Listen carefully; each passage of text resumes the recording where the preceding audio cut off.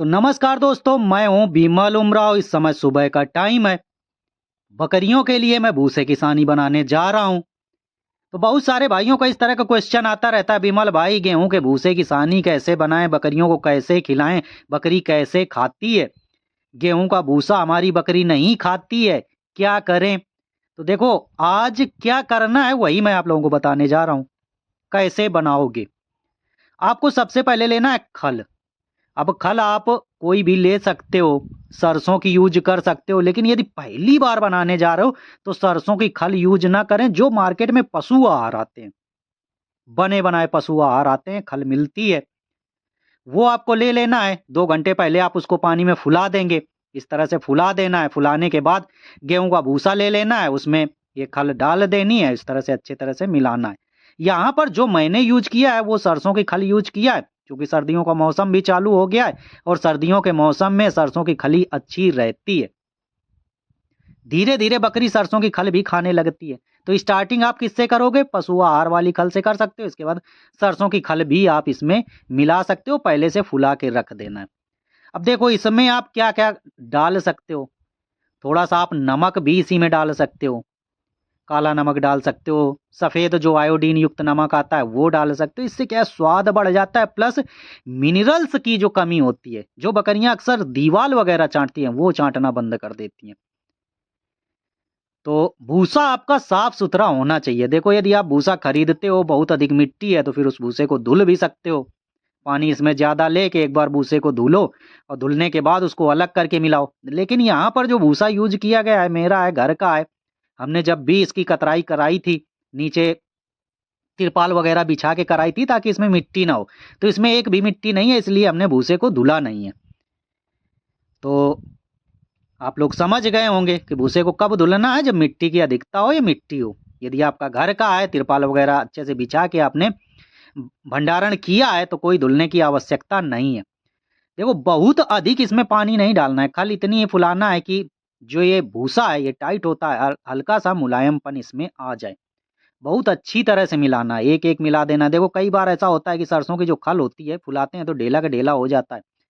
तो इस तरह का ना रहे, थोड़ा सा टाइम लेके फुलाओ। और अच्छी तरह से मैंने इसको मिक्स कर दिया है, हल्की सी नमी आ गई है भूसे में। अब यहाँ पर हम यूज करने वाले हैं चूनी चोकर, जो भी आप यूज करें। तो यहाँ पर मैंने जो यूज किया है वो है ये जौ का आटा। जौ और गेहूं सेम इस समय रेट चल रहा है। तो यहाँ पर 1 कटोरा जो है मैंने यूज किया है जौ का आटा, और ये दूसरा जो यूज कर रहे हैं वो गेहूं का आटा यूज कर रहे हैं। देखो, बकरी जो गेहूं का भूसा है वो गेहूं के आटे में सबसे बेहतरीन खाती है। यदि आप सोचो सिर्फ चूनी चोकर लगा के खिलाएं तो फिर क्वांटिटी आपको ज्यादा देनी होगी, मात्रा ज्यादा देनी होगी, और बकरी उतना चाव से खाती नहीं है। लेकिन वहीं पर आप यदि थोड़ा गेहूं का आटा यूज कर लेते हो तो बकरी बहुत बेहतरीन खाती है। तो यहाँ पर जौ का आटा और गेहूं का आटा यूज किया गया है। आप चाहो तो इसमें चोकर भी यूज कर सकते हो, जो गेहूं का छिलका आता है उसको यूज कर लेना है। या इसमें और चुन्नी आती हैं, दलहनी जो चुन्नी होती हैं, उनका भी यूज कर सकते हो। अच्छी तरह से मिलाना है। देखो, इस तरह से मिलाना है। ड्रम थोड़ा सा छोटा पड़ जाता है तो मैं थोड़ा थोड़ा सा मिला के इसमें डालता रहता हूं, ताकि थोड़ी मात्रा कम हो जाए। इसके बाद एक साथ हम मिला लेंगे। तो इस तरह से गेहूं के भूसे की आपको सानी बनानी है। ये देखिए, अच्छी तरह से मिला लेना है। और बहुत अधिक गीला नहीं होना चाहिए भूसा, इस चीज का ध्यान रखें।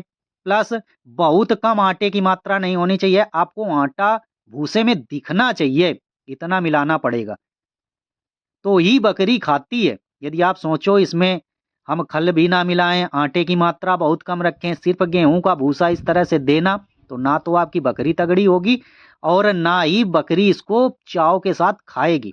नमक वगैरह ऐड करते हैं, बहुत बेहतरीन खाती हैं। यहाँ पर एक चीज मिसिंग है, वो है हरा चारा। अब चूंकि बरसीम वगैरह तैयार हो रही है, और जैसे तैयार होती है इसमें फिर हम हरा चारा भी ऐड करते हैं।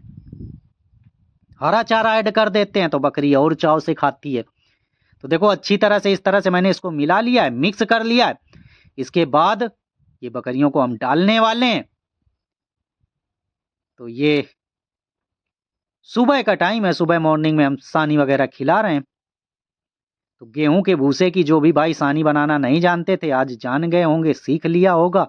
इस तरह से आप मिला सकते हो, बना सकते हो। यदि आपके पास इस तरह का ड्रम नहीं है तो ज़मीन पर भी रख के इस तरह से बना सकते हैं।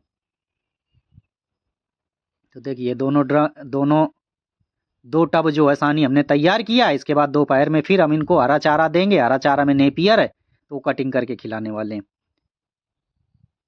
तो ये देखो खाने लगे हैं, अच्छे से खाते हैं। यदि आप सानी अच्छी तरीके से बनाते हैं और उसमें आटा, चूनी, चोकर इस तरह से लगाते हैं तो अच्छे से खाते हैं। अब मेमनों के लिए आपको चूनी या चोकर जो है ज़्यादा करना होगा। देखो ये मेमने हैं, मेमनों को अलग खिलाना होता है, इस चीज़ का ध्यान रखें। गेहूं के भूसे की सानी मेमने भी खाएंगे, लेकिन आपको थोड़ा सा मात्रा ज़्यादा करनी होगी चूनी चोकर की, इस तरह से। और ये मेमने हैं, मेमने भी खाते हैं। तो जानकारी आप लोगों को मिल गई होगी। कैसी लगी आप लोगों को जानकारी कमेंट करके बताइएगा। चैनल पर पहली बार आए तो सब्सक्राइब कर लीजिएगा। यहाँ गोट फार्मिंग से रिलेटेड A to Z जानकारी मिलती रहती है। चलते हैं, मिलेंगे।